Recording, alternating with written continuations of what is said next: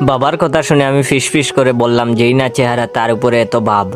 বাবা আমার ফিসফিস শুনে বললেন, জয় কিছু কি বললা? আমার মাথায় তখনই একটা বুদ্ধি এলো। ভাবলাম এই সুযোগে কিপটা বাপের কিছু টাকা হাতিয়ে নেই। তাই বাবাকে বললাম, বাবা তোমার এই প্রোফাইল পিকটা সুন্দর না, একটা সুন্দর প্রোফাইল পিকচার দেওয়া লাগবে, যাতে মানুষ ভাবে বলিউডের নায়ক। বাবা বললেন, তাইলে একটা সুন্দর করে বাপের ফটো তুইলা দে।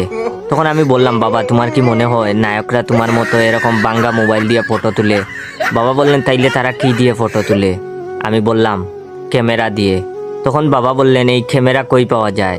আমি বললাম, কিনা লাগবো, প্রায় 2 লক্ষ টাকার মতো লাগবে।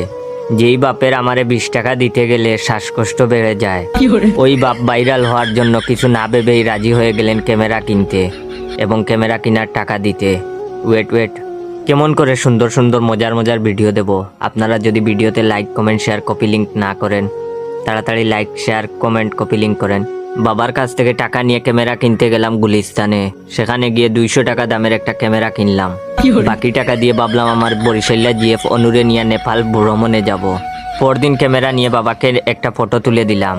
এডিট কইরা কালা পাটারে সুন্দর বানিয়ে দিলাম 20 বছরের কচি যুবকের মতো। প্রোফাইল পিকও দেওয়া হয়ে গেল। কিন্তু আমি জানি বাবার চরিত্রে একটু প্রবলেম আছে, তাই ফরগেট পাস দিয়ে আমার মোবাইলেও লগ ইন করে রাখলাম, যাতে দেখি বাবা এফবি দিয়ে কি করেন। বাবা দেখি আমার ফ্রেন্ডদের ফটোতে কমেন্ট করেন, সাপোর্ট দিলে সাপোর্ট পাবেন, পাশে থাকলে পাশে পাবেন। রিয়েক্টর বয়, রিয়েক্ট দিলেই রিয়েক্ট ব্যাক।